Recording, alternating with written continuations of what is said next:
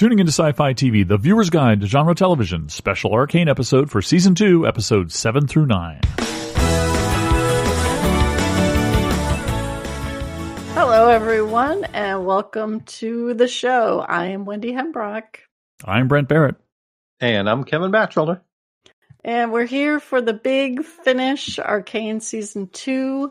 We're going to be talking about spoilers for everything we've seen for episodes 7, 8, and 9, leading into the big finish. Welcome, everybody. We have a lot to talk about. This could be a long one. Roller coaster of emotions. Also, just a reminder before we start getting into the details to come by our Discord. We have an Arcane channel. We have folks watching. We have a lot of folks that are getting excited about this show. They've been listening to us talk about it and are starting to get on board. So I expect there'll be even more conversation in the next couple of weeks. So definitely come by our Discord if you haven't already. We love the conversation there.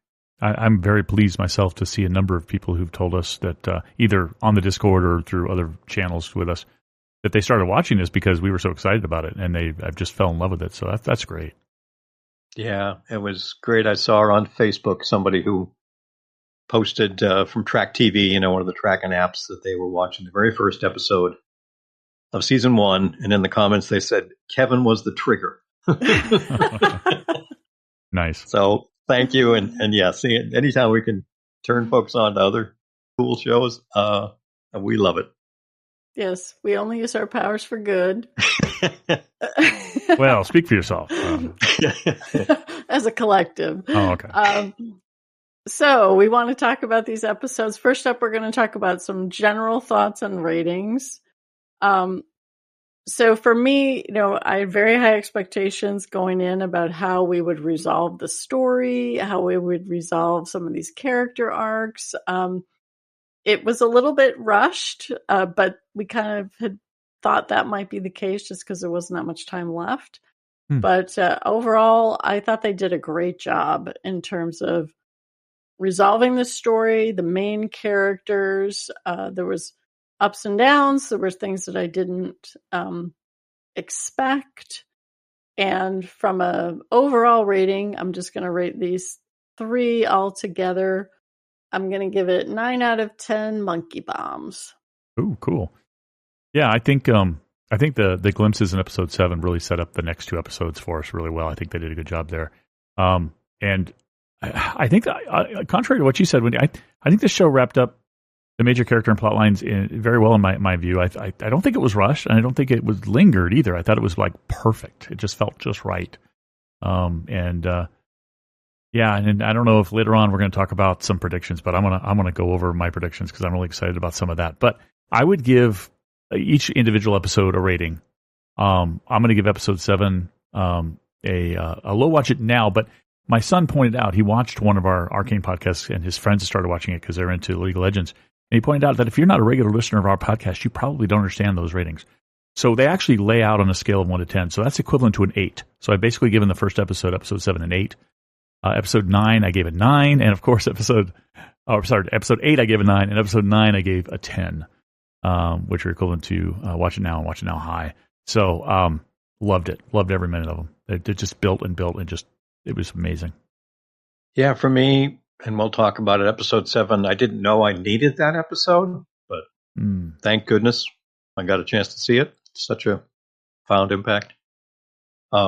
Episode 8, it's kind of like the start of the 2-part finale, and like any 2-parter, even a great show, got to kind of build up to what comes in the final.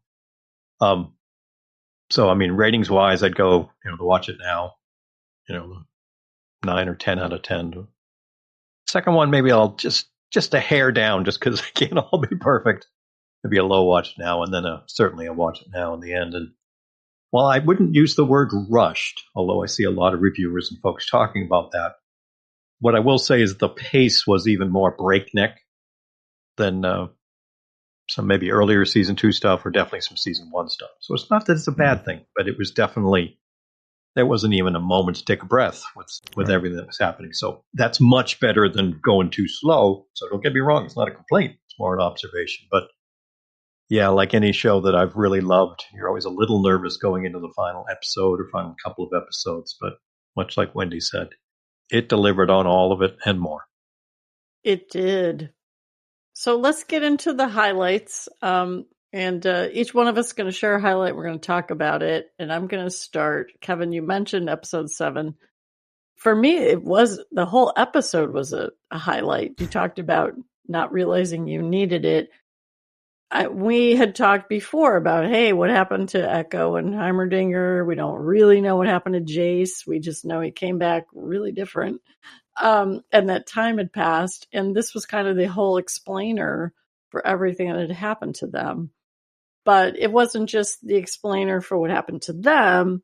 We got this wonderful alternate history of the characters that we had lost. And I thought they did a fantastic job with that, especially where we were going to go with Powder, Jinx in particular, because we actually had a reality where, she didn't go insane. Vi died, and it all happened in the same initiating heist job. She died, Violet died, but everyone else lived. And in that world, they never had a civil war. There was peace. Silco and Vander, healed their rift. We had Benzo still alive. We had the other 2 boys in the gang alive. So that was really outstanding, I thought. The only part that was really weird was Heimerdinger, because he kind of went on a vacation, and he stated how long it was. I didn't write down the number. It was over 1,000 days. So they'd been gone for quite a long time, which we kind of suspected from Jace's appearance wherever he was. But I really liked the parallels between what was happening to them, what was happening to Jace, because he was in this world in which, the future that was coming, that could be avoided. The darkest timeline. Yeah, exactly.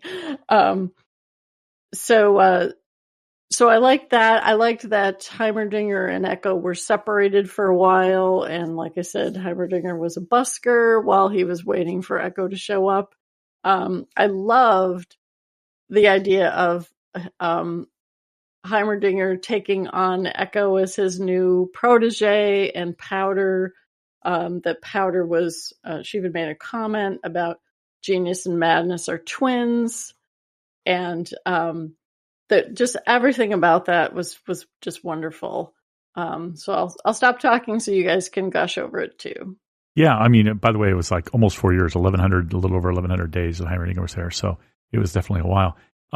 Yeah, I wanted to point out that I believe it was made, maybe not really clear, but the implication was that Jace also died in the explosion that killed Vi because Hextech didn't get developed. And he would have continued developing it, and we never saw him in that timeline. And we saw later on that Powder had those crystals she stored away and she never brought out, never played with them herself. So Hextech just never went anywhere, which helped him have such a beautiful place.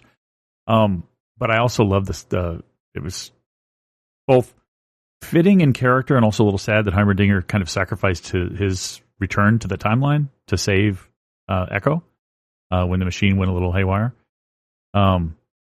But boy, Jason hit that timeline. Very, very scary stuff. But I just adored Powder in this one, and Powder and Echo, and how Echo was so freaked out by her being so nice. And I love the one bit where she's like, do you want me to change? And he's like, no, no, don't change. I just love that bit. And that ties into one of my highlights later too that I'll talk about. Go ahead, Kevin. Yeah, not knowing where this show is going to go is one of the reasons I love it so much. And to have it take us to an alternate universe, and one where not only did Echo get to see all these folks that he no longer was seeing, so did we as viewers. And to see them, on a much more successful path, a much more calm. I mean, a lot, that episode is just teeming with color in all the places. You don't have the depressing motifs for a show that, goes so bad so often. It was just so wonderful to see, and to see Powder get a chance, or for us to really, she had no knowledge of other timelines, for us to see what she could be. Wow, that was just powerful stuff, all of it. And poor Echo, trying to acclimate and figure it out, and then, recreate enough to get back to his place. I mean, and their relationship, all the little touches, and as this show is just beautiful on it. Parallels, dialogue, scenes, visuals. There are so many of them. I got to give a big shout out basically to the fandom. And as folks know, I've gone down the rabbit hole deep, and the last couple of days since these aired and watching them, there have been so many wonderful threads on social media where I've seen so many things with folks sharing, some of those scenes and some other things. I mean, I've got like a dozen different things from this episode, that some of which is going to tie into the later discussions. But I mean, even the two, or maybe probably three, and I don't have to say them all here at the same time, but as far as just absolute emotional stirring moments for me, I've very much liked when Echo drew Vi grown up to show part of what she was like, because she died so much younger.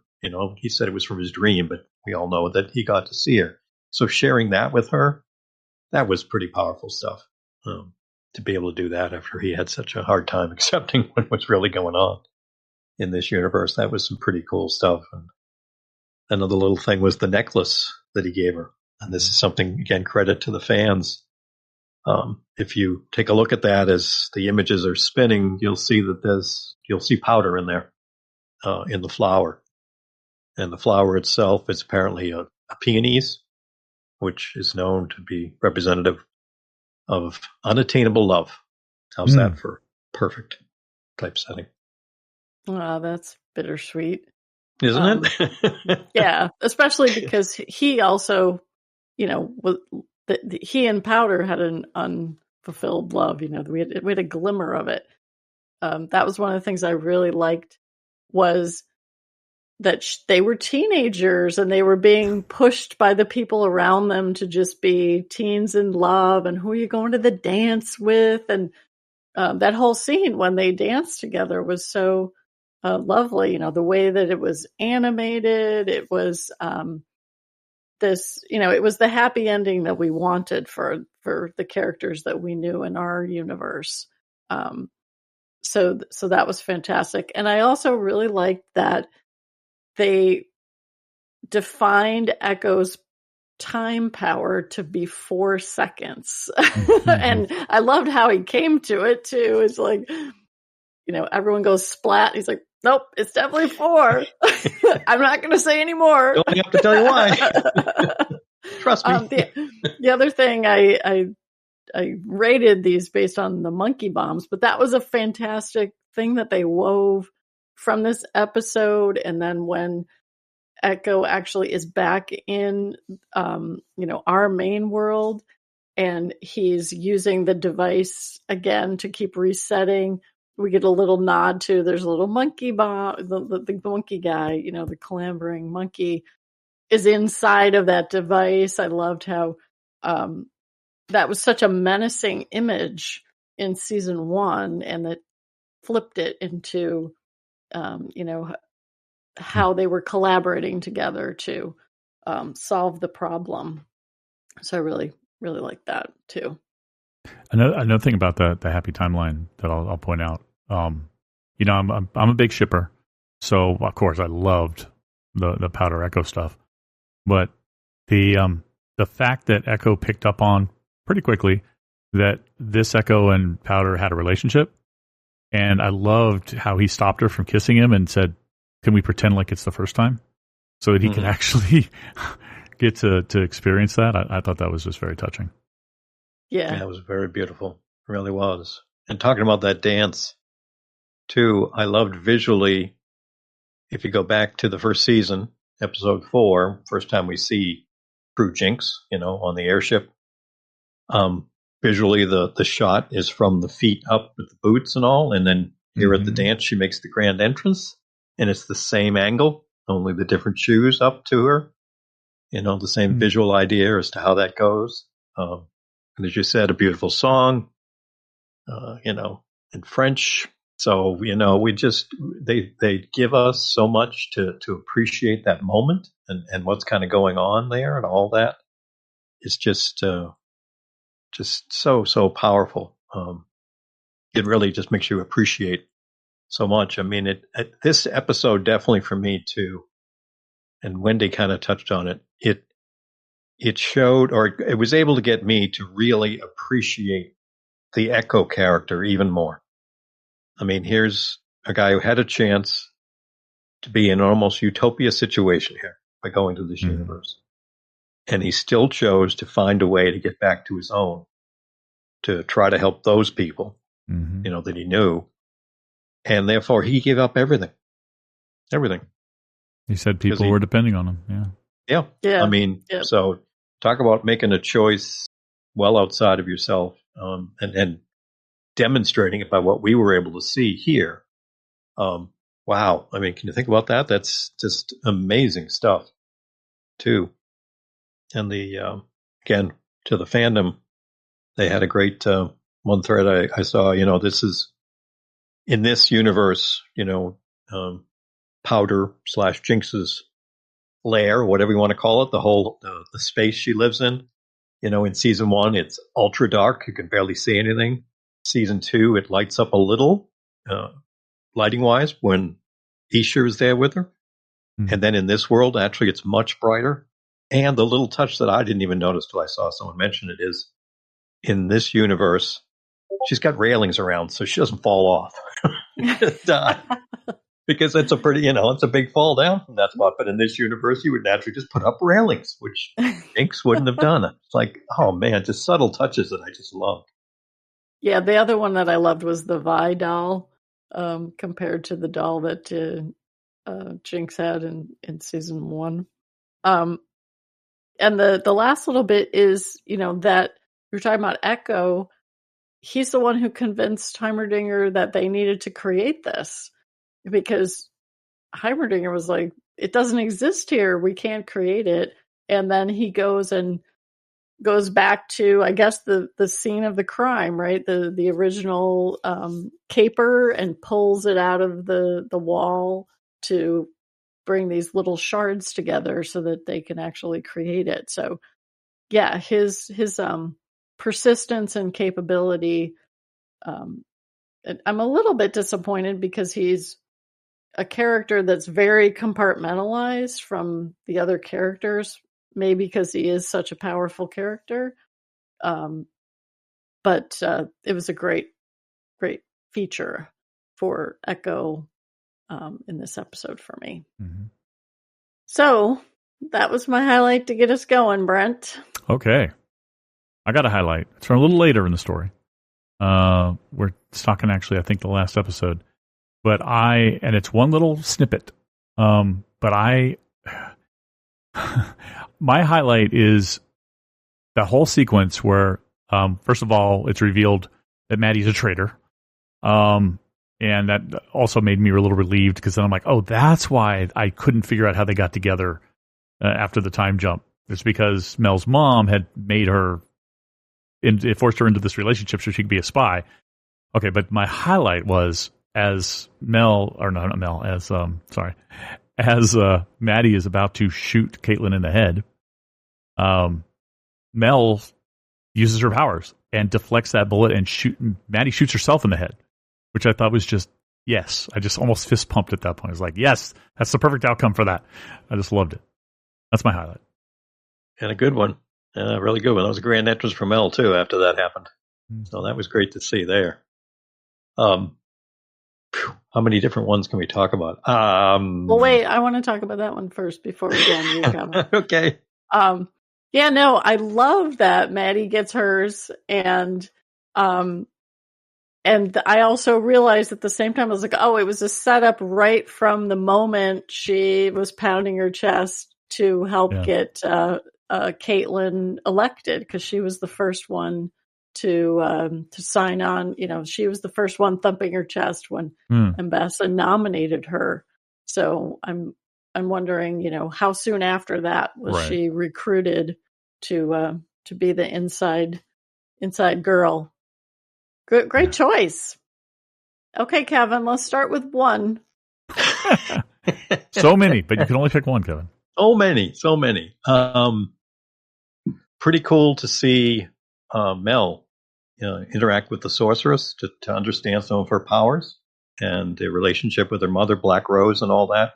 I mean, we don't get that all explained to us. Might be coming in a future series, but to see her kind of understand that she does have, I guess you call it mage powers, for want of a better description. But also in terms of how that'll eventually impact what happens later on as well, to see just how powerful Mel is. That was visually pretty stunning and story-wise pretty interesting. Yeah, I loved how that was that full circle kind of moment too, because we have all the way back to Mom shows up with the captive. Mom's got Caitlin as her captive, presumably, and Mel is intervening. She even says, you're still not a wolf yet. But then at the end, Mel does say, the wolf has no mercy. And that's when she throws all the magic at Mom, sends her to that, I'll call it the Black Rose mage world.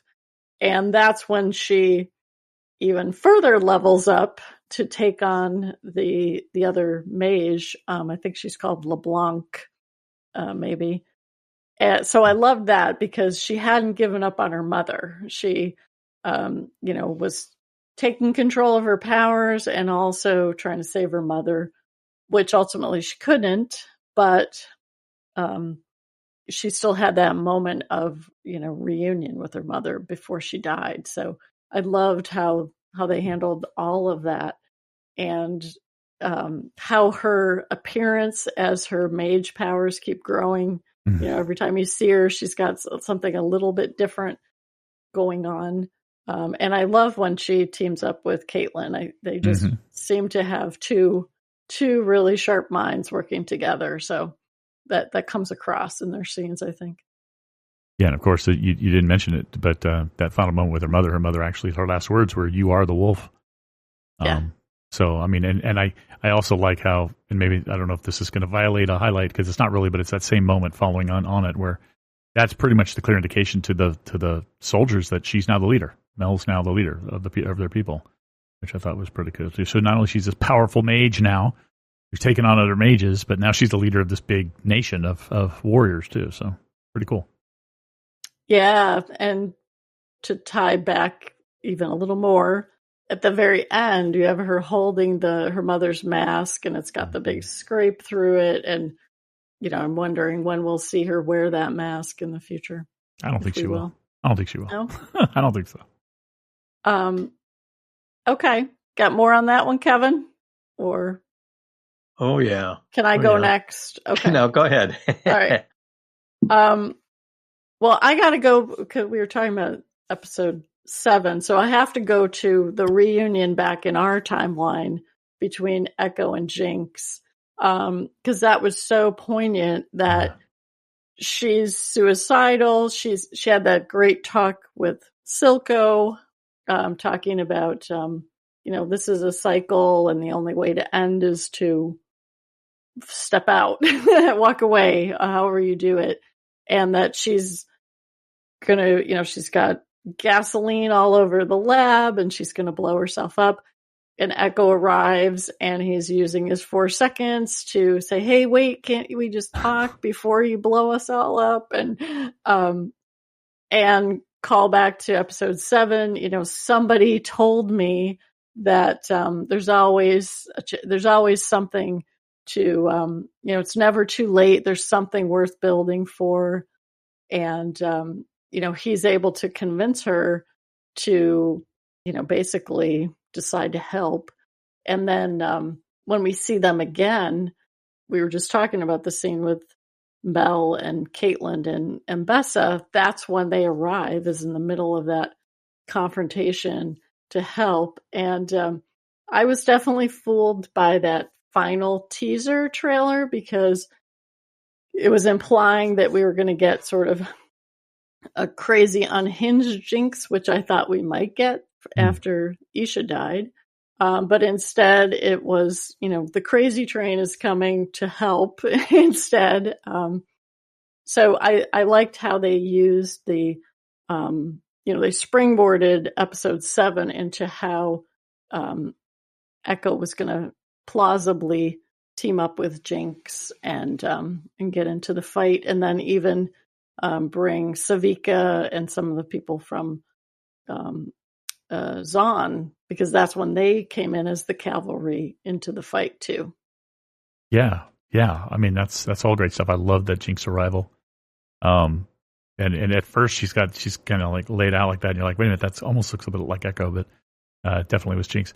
But yeah, the bridge stuff was really cool. The bridge stuff, you know what I mean? The part where Echo comes back was hilarious in a way too, because she just kept blowing herself up. And then the one point where he's like, I need to rest, and she's like, all right, and then she just falls off the bridge and he pulls her back. I think that was just so really well done. Very, very emotional, but also kind of a little humorous at times too. That just a little bit of dark humor, but God, that was a great one. That was the whole great sequence between those two. And I mean, and I'll get to that, I guess, later as another highlight, but it gets tragic too, but yeah, good stuff. Yeah, and talking about that scene, for me, the thing I really kind of stuck out a little bit in terms of how obviously down Jinx is to be not just contemplating killing herself, but actually attempting to multiple times. But after, as you said, a couple of those, when he is just trying to get her, to not do it, and he basically says to the effect of, I'm just going to sit down here and hopefully, don't get blown up. So the next time when she goes to kill herself, I guess as a favor to him, she doesn't use the bomb. She just jumps off. Yeah. So it's like she did him a little favor. So, maybe just a little bit of hope there if she was at least willing to consider his not killing him. But man, and I'll talk a little more about something related to that. But again, just powerful stuff, especially with what he knows as he's trying to get her to not do it. So, and you mentioned it earlier in the thing, Wendy, the fact that his little Z drive thing has got the teeny little monkey bombs in it. So she sees them, and it's maybe just enough to shake her up. Yeah, I thought so. I mean, she looked at it and was like, hey, I know that. Yep. Okay, Brent, I think you're next, right? Yeah. I'm going to have to kind of tie into okay, I have so many great ones I want to get to, but let's go with, and it's a two-parter because it's connected. It's not two highlights, but they're connected highlights. It's one highlight connected. The bit where Jinx and Vi are back to back, and Vi says something to her about, I didn't think it's you again or whatever, and she says, I'm always with you, even when we're worlds apart. And then, of course, the sad part is that's the last thing she says to her. Always with you, sis. At the end of the episode, at the end of the series. I just love that. Just the sisterly bond there that never went away. That, even though she was jealous at points, thinking that Vi was leaving her for Kaylin and that Violet had abandoned her and stuff, that the realization at the end that Powder has, that she's never leaving her sister. She's never going to leave her sister. She never has left her, even when they are worlds apart, right? When they're just on opposite sides. It's just very touching stuff. Very much so. That was definitely one of my highlights from all of season 2. And another one that mirrors, if you go back to season 1, episode 6, when Powder lit or Jinx at that point lit the flare, blue flare, and Vi came to find her. They were back to back there when the firelight started, coming at both of them. And if you look at them, you'll see very, very, very similar angles, and the two of them back to back taking care of each other. So yeah, powerful stuff. Yeah, that was really beautiful. And I don't know if are we going to talk about speculation now about whether that was the end or not. We can do that at the end. If you I got notes on that. Okay. All right. I assumed we were going to save that for a little bit later. I mean, the other part about that was when Jinx and Echo show up, the first thing she says is Vi. You know, she's yelling for her sister as the first thing as part of that fight. Trying to save her. So it's like, yeah, she's there to help, but she was immediately looking for her sister too. But everything about that was great. I also liked that they had kind of broken the two of them off along with what I keep calling the Beast. I know it has other names, but and they're still in that family struggle of, you know, is there any Vander left in there? That was really nicely woven into that stuff too. And you know, Vi can never give up on people, even to her own detriment. Yeah, I was going to say to a fault. To a fault. Yep. Kevin, what you got next? Well, if we're going to talk about the sisters, one of the ones I'll pick is that point when Vi finds out after the fight when she wakes up, and Lourdes kind of tells her Jinx is in jail, and she goes to see her, and goes in to see her, and Jinx spins it on her, leaves her left there in the cell, which is going to lead to a lot more. But doing that, and then with her walking out, and leaving her there, because this is after she's had the when we talk about head 6 in BSG, well, you're talking about head Silco here, with the whole statement about breaking the cycle, killing is the cycle, and all that goes on there, and her dealing with it. But also Jinx says here, just before she punches Vi, you're never going to give up on me, are you? Just understand, and which leads right into what we're going to talk about at the end. But also, as she walks away, she says, "There's no good version of me," which totally contradicts what we just saw in 207, which just gave me chills. So, again, more powerful stuff that I just, that scene got me quite a bit too. Yeah, no, totally. I definitely agree. And I'll pivot into my highlight after Brent talks, but I'll say it's related to that conversation as well. Yeah, when she does say, there's no good version of me, and she has this resolve, it really was this kind of acceptance of responsibility that she could change things, and part of that came, I think, from the conversation she had with Caitlin when she talks about, I didn't know your mother was there.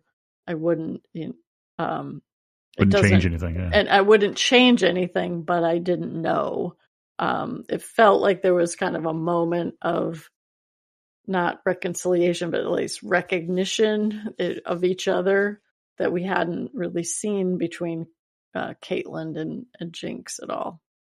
Yeah, I mean, that was very, very moving because Powder had lost her parents, and so she knew what it felt like. Lost her parents twice, I mean, in a sense. And so it was a bit of a connection of like, you're a human being. I know what you're feeling. I'm sorry, but I am in a way. I didn't know, which is kind of the closest she'll come to saying I'm sorry. But just that connection was really cool. And then at the end, as you both have pointed out, the whole conversation with Silco, and then telling Vi she's leaving, I'm going to break the cycle. And as soon as she said that, and I was watching this, I was like, oh no, what is she going to do? She's going to end it all, isn't she? She's trying to, which of course we later found out she was. But yeah, powerful stuff between. I mean, it was almost like it was. You talk about sometimes putting characters in a room and making them talk, and sometimes I hate that about stories because it's like, come on, get the action. But in this case, she's in a cell. It makes total sense that she has that time with Caitlin to have a little bit of understanding, not necessarily forgiveness per se, but understanding. and then that time with Vi, her imagining of Silco, and then the time with Vi, all because she's stuck in that cell of her own doing. She gave herself up. She realized she needed to give herself up, and she did after they saved Vi from the previous episode. So I thought that was very important too, and very interesting that Powder / Jinx didn't just flee, didn't just run off and she just gave herself up to the Enforcers and to Caitlin. Yeah, they didn't mention Isha, but that was the sort of the last straw that put her in that place. Yeah. Part of breaking the cycle. Isha was part of that cycle. Mm-hmm. She doesn't want that to happen. And she doesn't want it. She didn't want it for her. Yeah. Okay, Brent, what do you got? Thought you were going to do one, or did you? Well, that was mine. It was okay. The whole Silco and Caitlin part. Okay. Well, I'm my favorite character is still Caitlin.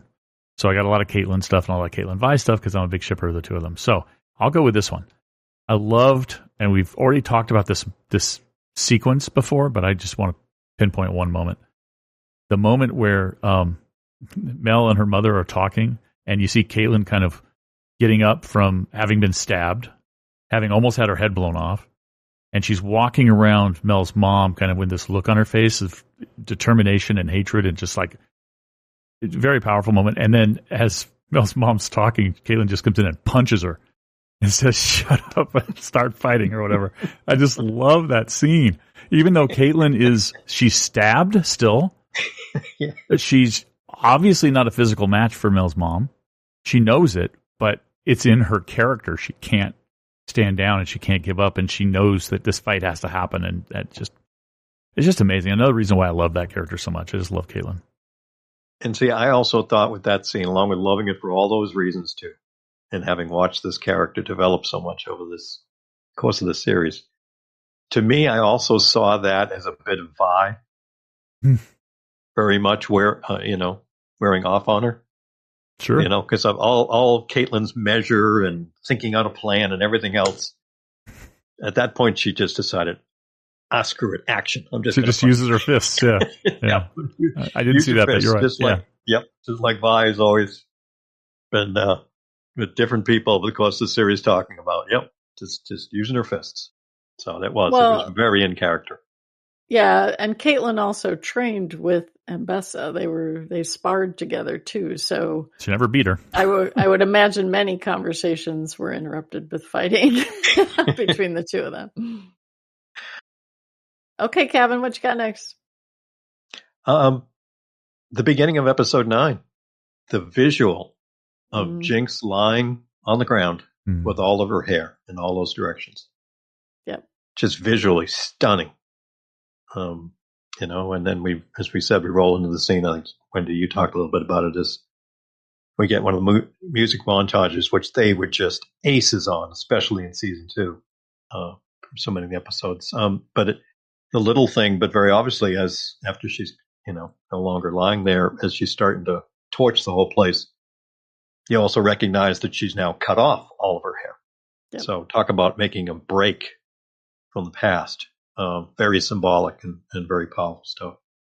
Yeah, it is. And for a lot of people, like, I know when people have dreadlocks for a really, really long time, there's can often be an immense physical, emotional change when you cut that much of your hair off, too. So I saw that and I was like loving it because it was reminding me of, it's a little bit Vi. It's a little bit, she had more color. Like when she shows up on the balloon ship, she's all kinds of colors. She's all mixed together, and it was, to me, a way more optimistic and positive look to her too.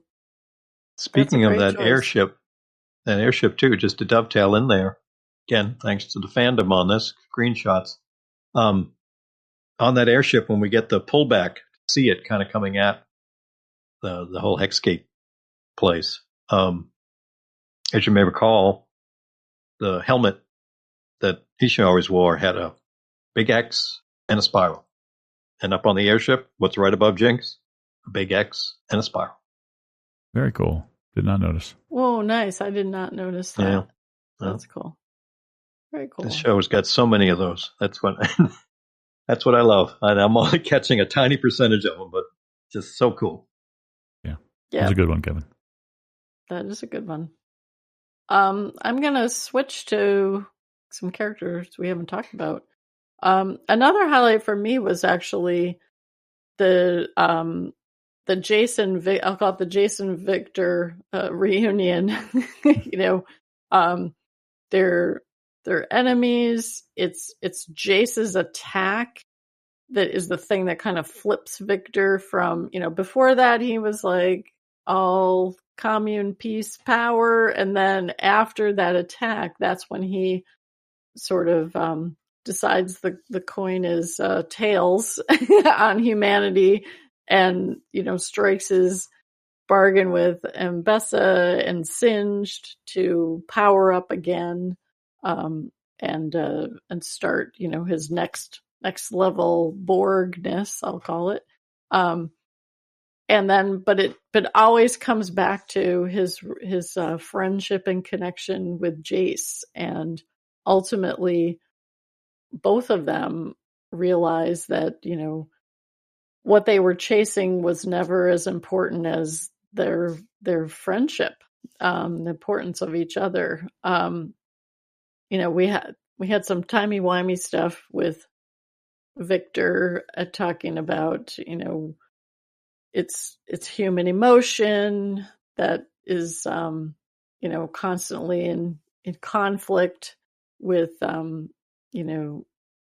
improving oneself, right? It's like our emotions turn us towards violence and reject our rational capabilities. And he's like, ultimately the only timeline that I could figure that out was the one with his best friend, right? The most human person he knew. So I thought it was actually really well done. I also felt it was really rushed because I still don't really understand a lot of the arcane magic side of it, the distinctions that were happening. So that was my comment when I talked about things being rushed. It was really to, if I wasn't going on the internet and listening to stuff, I would be, and not talking to you two, I would be very confused about how this magic works and who's really behind it, But I did find that all the visuals, like when Jace is seeing what Victor sees, and he's talking about, is this the way that you think the world is? When I love the visualization when Victor starts to kind of emerge again, and then once he actually says, I'm ready, doctor, and he gets plugged in, and literally the arcane corruption splits him in half, and then he turns into that thing that is unrecognizable as a human. But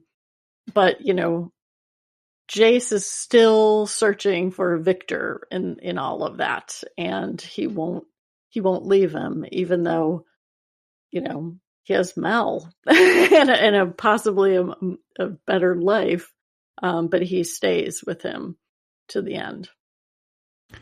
Yeah, it's very, very touching stuff and moving stuff, and being able to show him himself, telling him that Jace is the only one who can basically show him the truth, and watching himself tell Jace that, and a little fist pump for me as well when it was pretty clear that what I had thought, and I think other people had thought too. I think I mentioned some other people thinking it, that way back in season 1, episode 2 or whatever, we got the flashback for Jace. That hooded figure was actually Victor, and sure enough, it was. Seeing that too was that whole bit tying together, allowing Victor to realize that he's going down the wrong path there.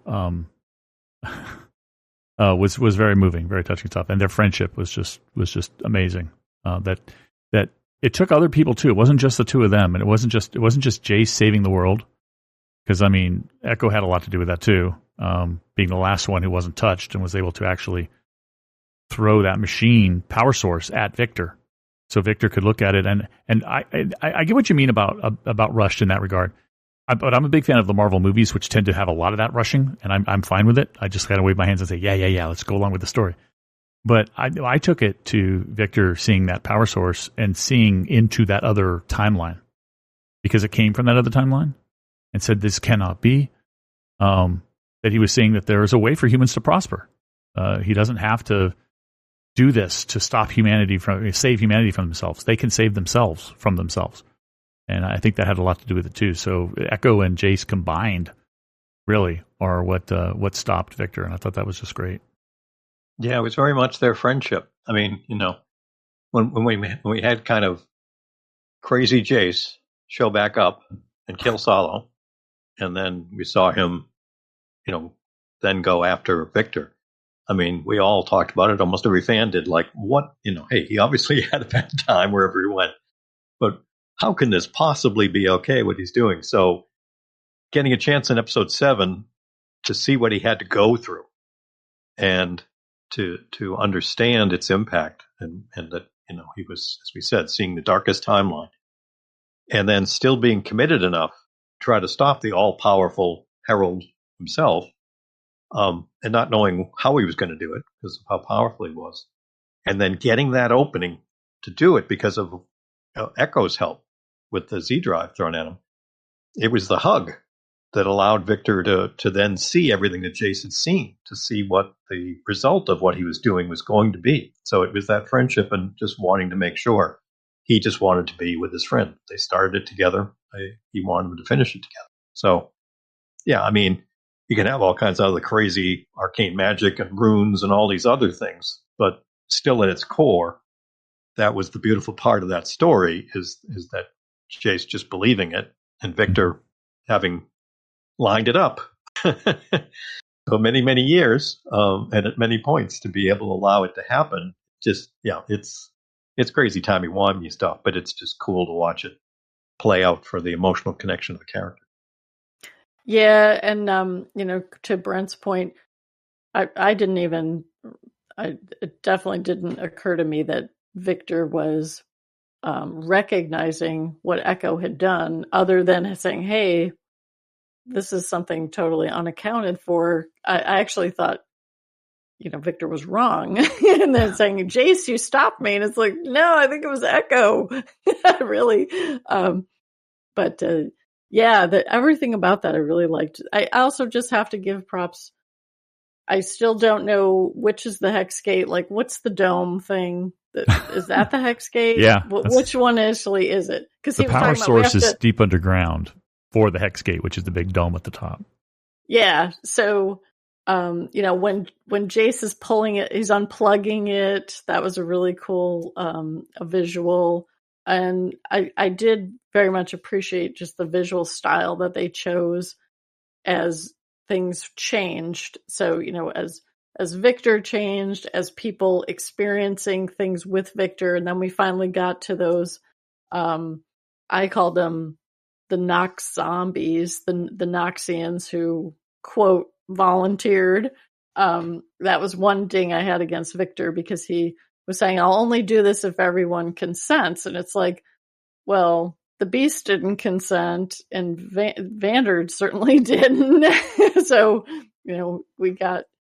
there's a flaw built into this right from the jump. But I liked the visualization and how when they actually attacked the city and they're climbing up the walls, they get even more, creepy, not human at all as it went along. And then when we see Jason, that, the culmination, they're these horrible husk things and everything's really distorted.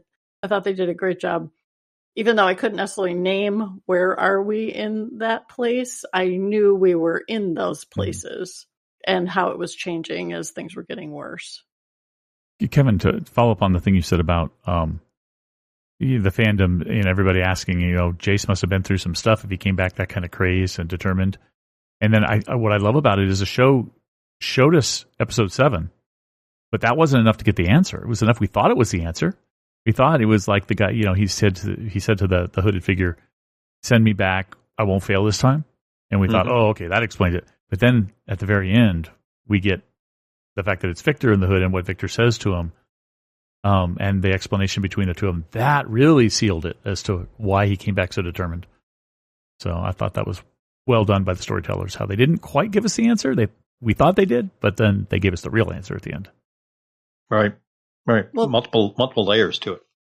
Yeah, the other piece about that was, my interpretation was at the same time that Jace was coming back was also when Heimerdinger had just, I'm making a few adjustments. And he walks in and he's like, "What have you done? This is a completely different thing."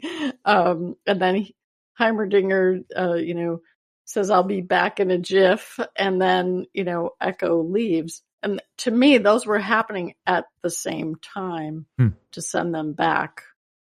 Maybe it wasn't, but it felt like it when I was watching it. So are you thinking that they're them going back to their real timeline or whatever was all the same act, or just coincidental?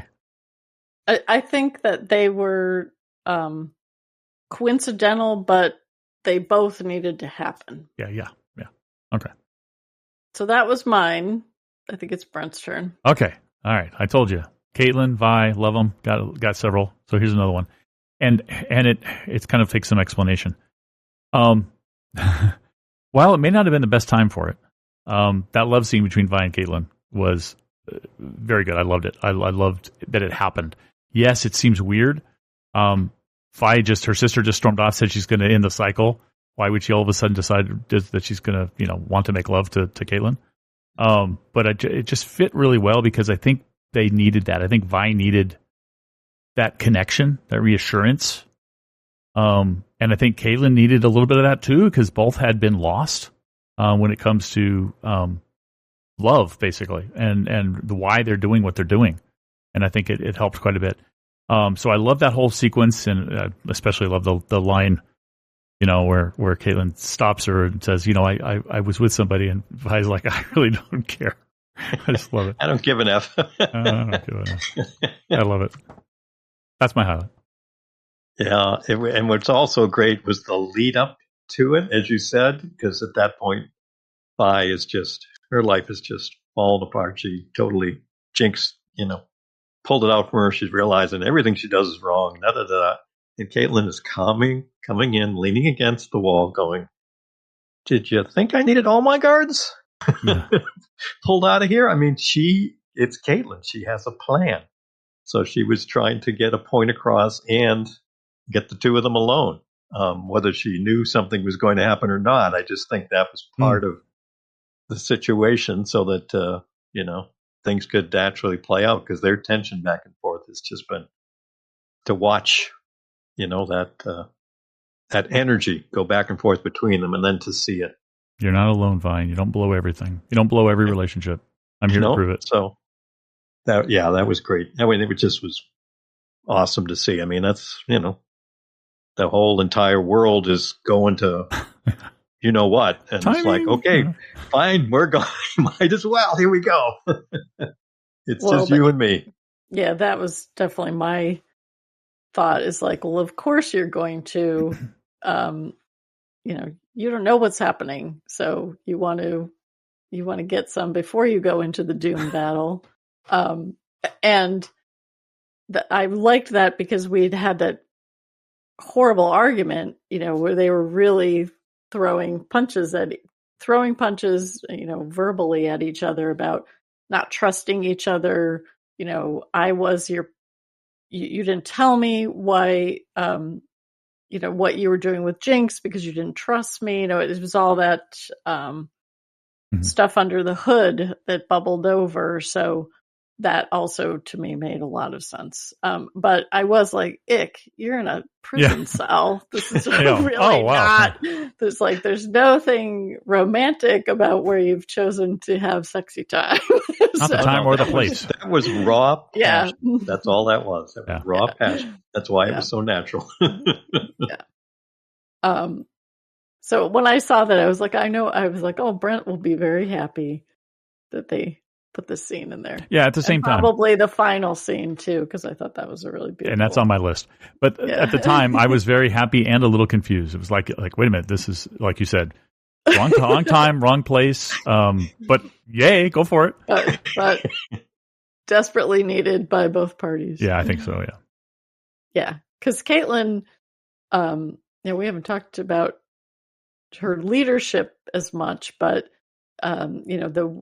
she's definitely feeling the weight of it. You could tell in this last couple episodes. Kevin, what's next? I don't know if I've got anything else other than leading up to the end. If you folks have other things, you can talk about that. There's no limit to the order. You can start us off talking about that. Okay, I didn't want to steal anything else if someone else. As we that's all yours, Kevin. You're the sister thing. You're the sister person. It's all you. I on so many levels, when all that goes, meaning the big Jason Victor stuff, and now all of a sudden everybody's released, and the sisters and Robo Vander, or Rober the Beast, whatever you're going to call that thing, have come crashing down, and I just thought it was so poignant to see Jinx trying to tell why, get off there, get out of there, get away from it. You can't help them. Yeah, as we've seen for this whole last couple of episodes, there is not a shard of evidence that Vander's even still there. From the physical nature of what it is, bulletproof and everything else. And as we talked about a little earlier, Vi just cannot give up on people or someone. So, it's a beautiful storytelling bit when you're sitting there as a fan and Jinx is saying that, and you're right beside her, like, do it, girl, do it. Jump to another ledge, do something, do not get closer. And then when we see the visual of her seeing when Vander actually, came out of the fire of the horrible escape gone wrong, I mean, that's just going to set it off. And, so when it goes after her, you just, at least you just knew Jinx was going to have to sacrifice herself. It's her turn, really, to make a move and do something to protect her sister, and to do it right there. She, the different times we've seen Jinx over the entire series, her facial expressions, the tone in her voice and everything else, she was so much at peace. The look on her face as she's dangling there, with the beast crawling back up her. So you can just tell it's, I almost hate to say this, but you go back to Isha in that moment just before she pulled the trigger. Yeah. It is very parallel of, yep, this is what has to be done to protect someone I love, and just gives her the always with you, sis, as she pops the crystal out. So Vi has to let go. That's and that no was choice. Just, wow. Nope. She, Vi didn't have to do the, I can't hold on, or what you see in other movies or whatever. It's just like, if I pop this out, you got nothing, and I'm going. And that was, I don't know how early on in our podcasts, Brent, and not that other people haven't too, were saying, yeah, nature of the story, Jinx is going to have to die at the end. I was sad. No. I was sad that I was right, but I was sad. We're going to have to get around it. So that, to see that play out that way, oh my God, grab the tissue box. Yeah, we had talked about that when we talked about season 1, that, she probably wasn't going to make it out of this alive. We can talk about that part in a little bit, but when she was in the cell and she was talking, Silco was like, let's break the only way you break this is to stop doing it. And at that point, she's resolved that, she can die. She's ready to die, right? And then she's trying to kill herself. So it didn't surprise me at all that she made the same choice that Isha did in terms of the beast. I need to destroy this thing. I need to end this cycle. she did learn the lesson about ending the cycle. And, he told her to walk away. And, Vi, we talked about it. She's the weak link when it comes to, her emotions over the rational choice. She is looking at the beast and still sees some Vander in there, which I don't understand how she did. But when they're falling, we have a brief moment of some Vander memories in the beast. I really liked how it looked like, Powder is turning back towards the beast, almost like she's hugging it. Still, and she even called it Dad earlier in the fight. So, her making that choice of, okay, I'm gonna destroy all the things that have been, part of this bad cycle. I'm not happy about that choice, but she made that choice. She made that decision. And it was in a way, to break that cycle. So it was the right choice. That whole sequence was amazing. I mean, starting with, as you pointed out, her calling to Vi to jump to the next level and get away, and when she starts walking to her, there's nothing left her. You can't save him. Whatever she said, the words. But it all really started, I think, the really emotional part when Vi is under attack and Jinx is the one who dives in to save her and whacks her and Vander Beast off. And it doesn't. I don't think they made it just look that way. I think she did wrap around to kind of embrace a little bit the Vander Beast, even though she knew it wasn't him anymore. But like you said, the memory of him turning off the lights and saying goodnight to them, the two of them when they were little, but then pulling out the bomb and knowing that just falling to the ground isn't going to stop him, it might kill her, but it's not going to kill him. So she does what she was going to do with Echo before and just blows them both up. And the whole time, Vi's on her back, just sobbing, knowing what's happening down there. So just very powerful. The entire sequence was so powerful. So I don't have any more highlights. I'm ready to speculate on what that ending actually meant. I got many more highlights. Highlights. Go ahead, Brent. Okay. And I already talked about this one, so I'll mark that one off. We're talking about Jinx real quick. So I actually have four more highlights. So let me run to that one at the end where everybody's burning the papers, which I believe have the names of their loved ones who've lost or people they know who've lost that they cared for, and so they burn the papers and they all float away. And you get Echo all alone. And he's got the one paper, and I think, correct me if I'm wrong, I tried to look at it. I think it's kind of a heart shape on it or something.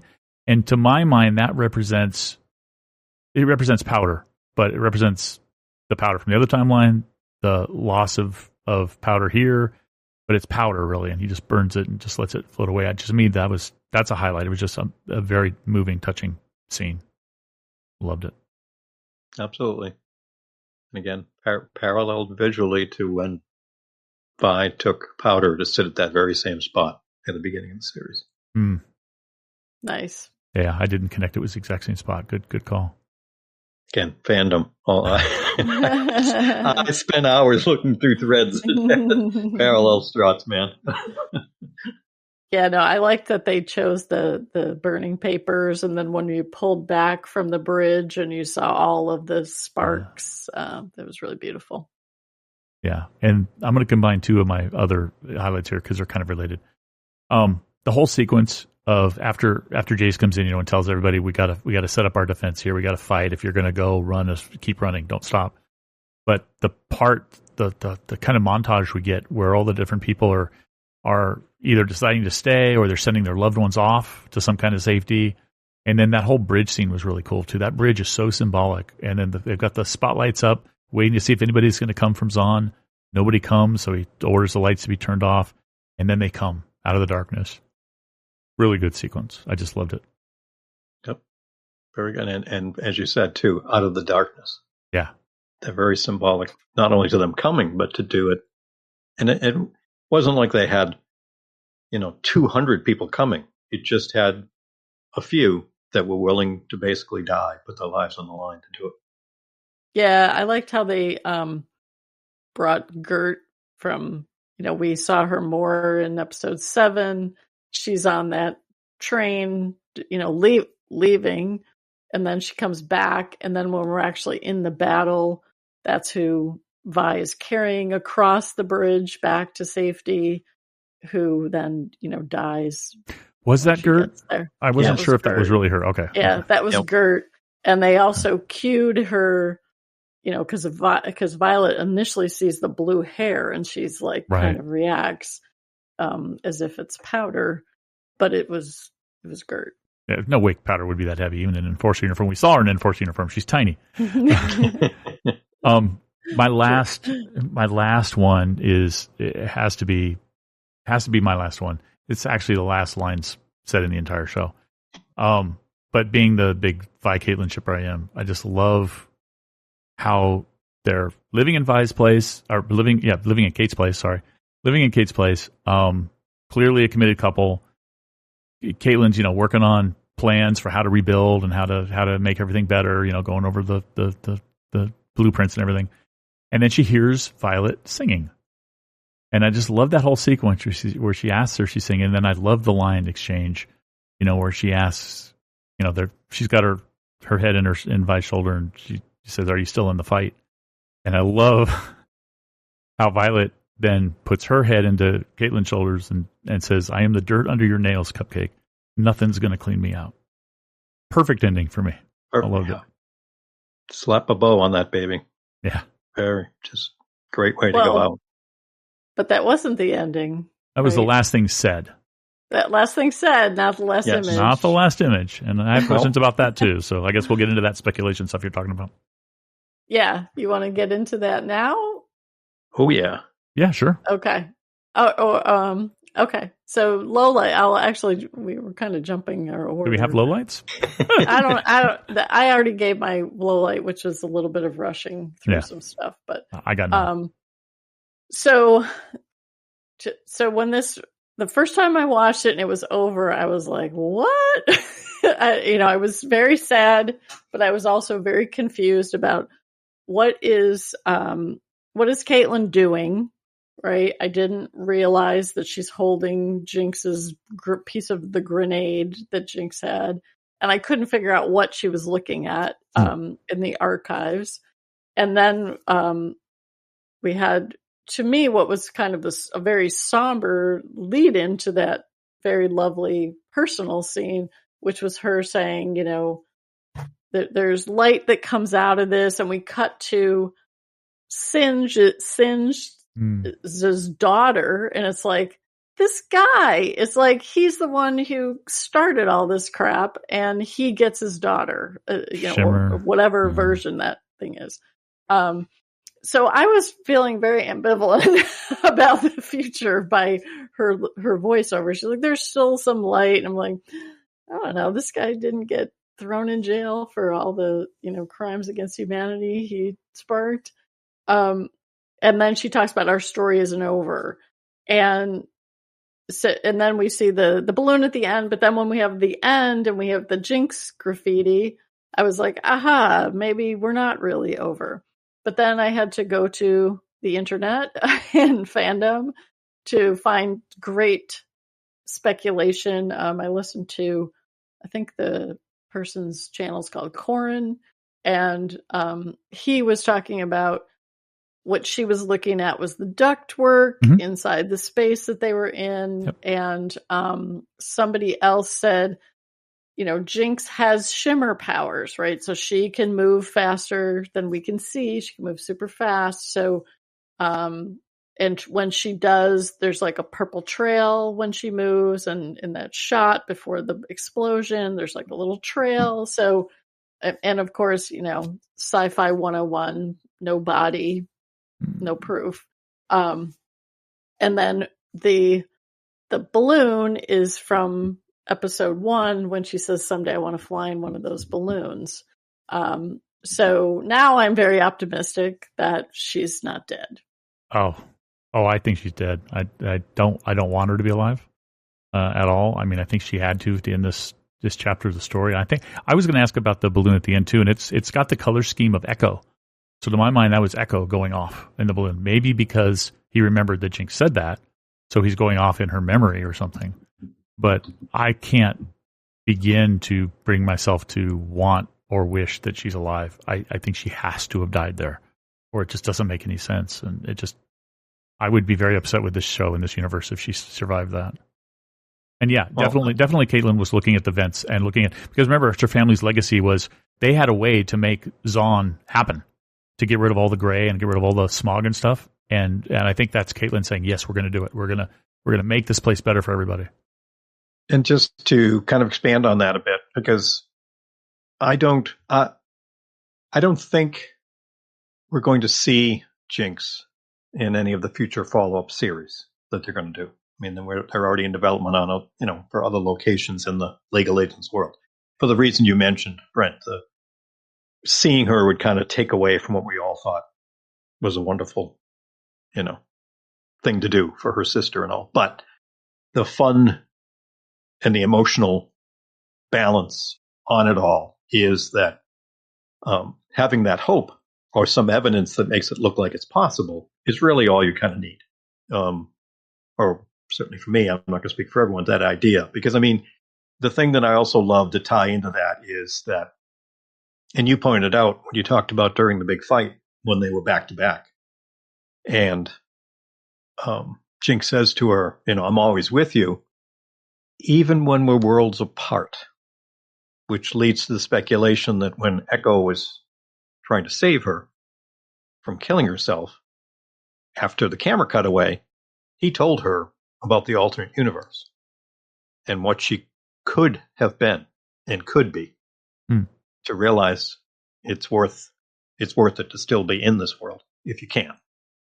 And add to that her final words, again, always with you, meaning she's not going anywhere.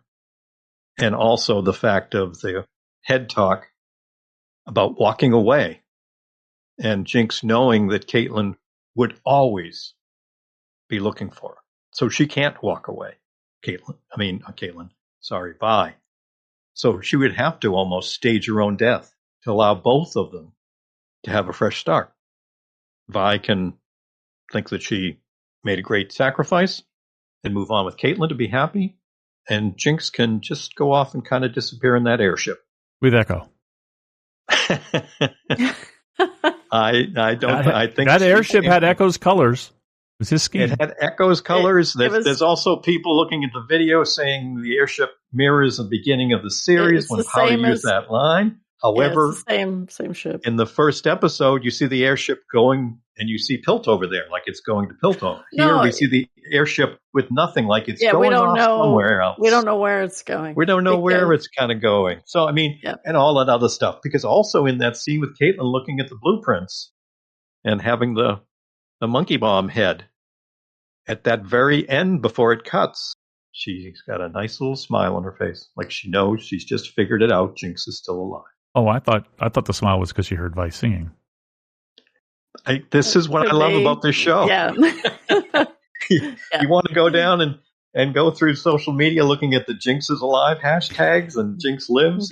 Here's how I want Powder to live. I'll take your line about always with you, even if we're worlds apart, to mean there's somehow we're going to get Powder from the happy timeline and Vi from this timeline back together. Hey, that I could live with. I could live with that. They work that into another series about Mel and the LeBlanc and all that. Who knows? But no, this is where it's a lot of fun to see, folks. Otherwise, I want her to remain dead. I'm sorry. Well, that's why I say I don't see her actually being in a future one for that reason. As the fan of the character, sure, but I just think this idea that there's enough evidence there, if you want to go down a rabbit hole, to think she's at least might be. I'm good with that. That gives me a smile, and I can walk away.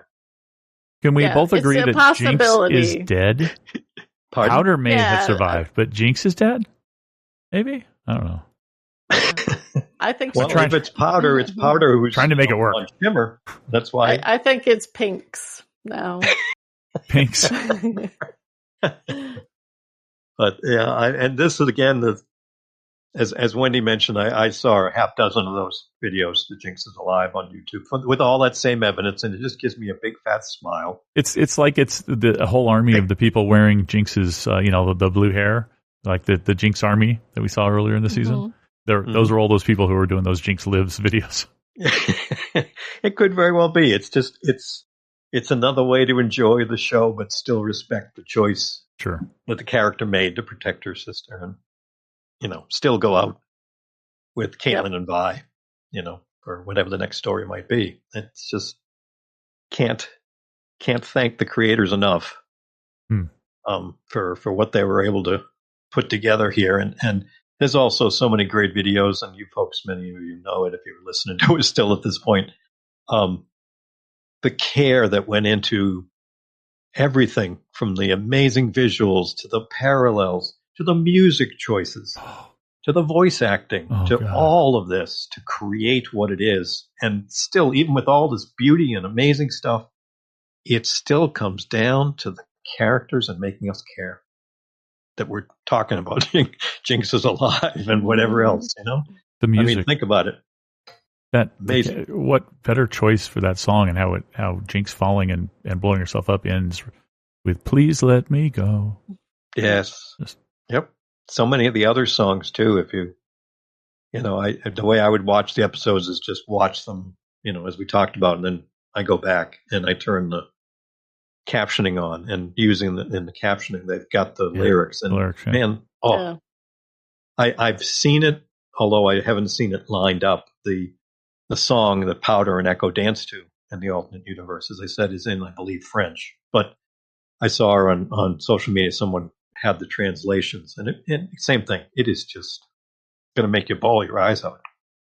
Yep. So it doesn't matter what language the music is in either. They make it work beautifully. So you talked about how the characters, to me, they are the secret sauce. I know I'm guessing Brent has no change in his favorite character. Echo definitely went up on my list, because of these 3 episodes, and so did Heimerdinger, because he started out talking about the dangers of the Arcane, but eventually he came around to participate. So those were some things that I really appreciated. And Mel, I think Mel really emerged in this final 3 as well. Yeah, Caitlin's still my number 1, and I made a note of this, so I have to say it in the final episode, at the end of the final episode. Doesn't she look really cool with that eye patch and the cool black sweater she's wearing? She looks like a badass spy. She looks like she's right out of Archer or something. I love her. Oh, no, she's got some great stuff there. I didn't say it, but sorry, Kevin. The eye patch too. That's kind of a highlight of mine, is that moment where she is fighting Mel's mom with a blade right at her eye, and then she realizes she could go get those doodads off of her, and she sacrifices her eye to get them. Yep. I thought that was just badass. Yeah. Yep. Certainly character growth. Yeah.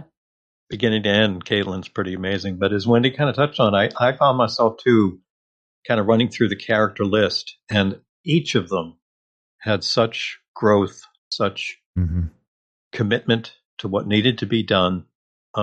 Echo probably went up the most for me towards the end of season 2. Me too. With what he did and what, the impact on him personally. So, and that's what I love, all of it. And I'm almost certain we're going to get more Mel on whatever the next series might be. It just certainly seems like they're telegraphing that. I'm all for it. But yeah, it's, as it'll be in almost any show I watch, it's the sisterly relationship, and certainly all of them. Jinx, Powder, Vi, just mic drop. Beautiful. They don't have any great sisters in the next Arcane series. Kevin isn't watching. Well, like I said, I mean, more power to these folks for another series. I know they've said one's already been in development for over a year, so who knows what it might be. And I'll be there, but let's face it, this one is going to hold its special place. This is, I don't know about you guys, but after this was over, I was telling myself it's too early to say because, recency bias. But this series has got to go down as one of the best genre shows ever in my book. I don't know where it ranks, but it's up there. It is in the top of whatever list we put together, I would say. Absolutely. Yes.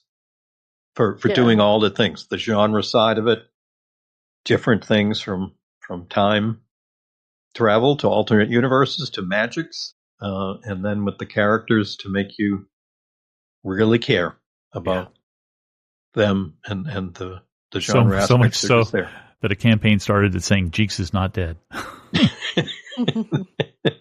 There you go. So this just, wow doesn't begin to cover it. Well, apparently there's lots more characters in the game. Oh, there are, yeah. So even learned a little bit there. Who knows where we'll go next? I stumbled onto a video that was literally talking about the skins of the avatars and how they've changed because of the show, and I was like, whoa, this is not. I walked through the wrong door. Yeah, if you go to the wiki with all the characters, you were mentioning the characters. There are pages and pages and pages, so many characters. But I was clicking on some of our favorite characters, so I just wanted to read a little bit more, just because I've already read them before. But last time I was at these wiki pages, they showed the different skins available, and they added, as you said, Arcane skin for them all, and they all looked like they came right out of the show. So it's pretty cool. So, do we want to talk about our predictions? How did we do? The predictions we made. Well, I can gloat a little bit, but I think I'm not alone. There were two predictions I made at the end of season 1. One was the guy in the hood was Victor, who went back to save Jace. That's true. It was him. Because he tried it over and over and over again, giving him different runes, apparently. I don't know what that significance was, but it was trying to indicate that it was different attempts to beat the cycle, to win the cycle, and finally he succeeded. But the other one was, sadly, and I'm still standing by this. I don't care what you Jinx is alive people say. Jinx is dead. And I was very sad. I was very happy earlier in the season when I said, I'm probably wrong in that prediction. It looks like she's going to survive.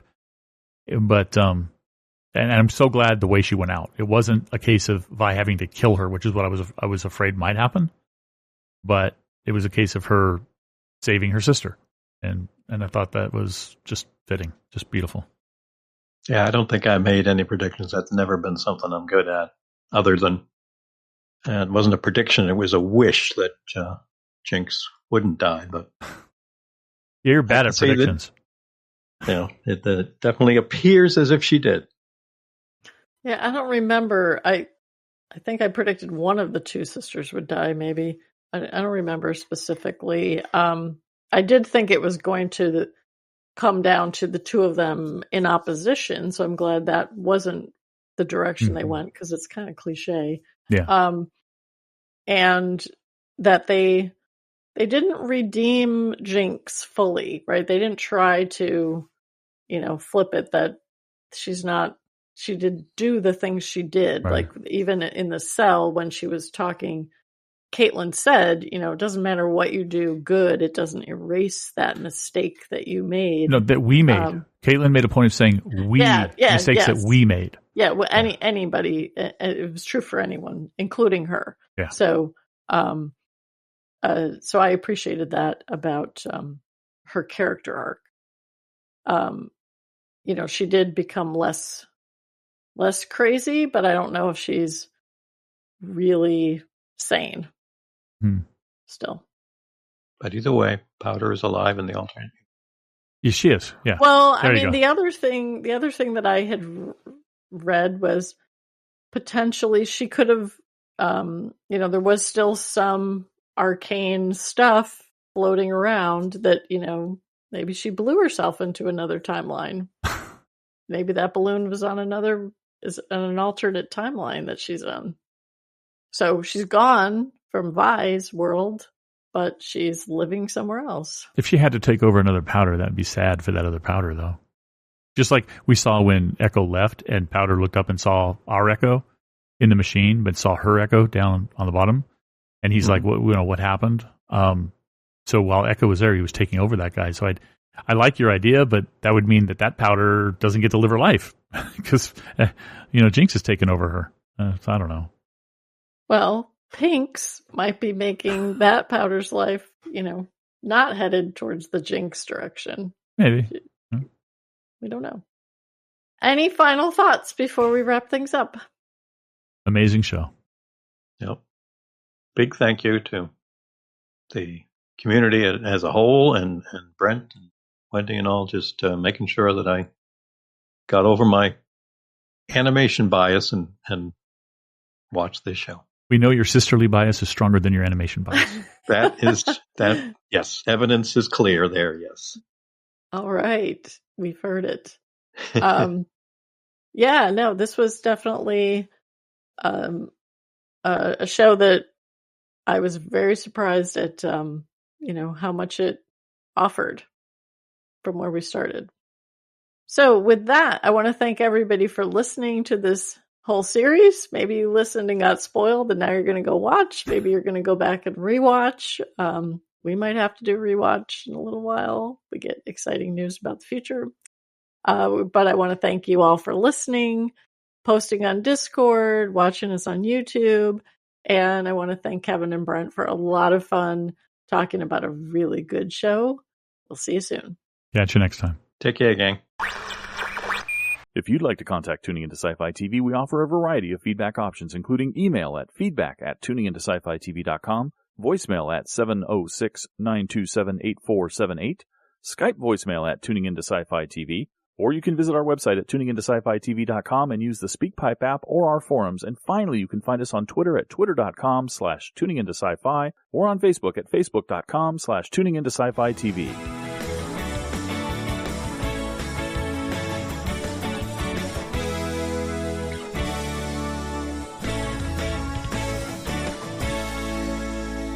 The theme music for Tuning Into Sci-Fi TV is by Beatnik Turtle, used with permission. You've been listening to Tuning Into Sci-Fi TV's Arcane Special, Episode 6, recorded November 25th, 2024.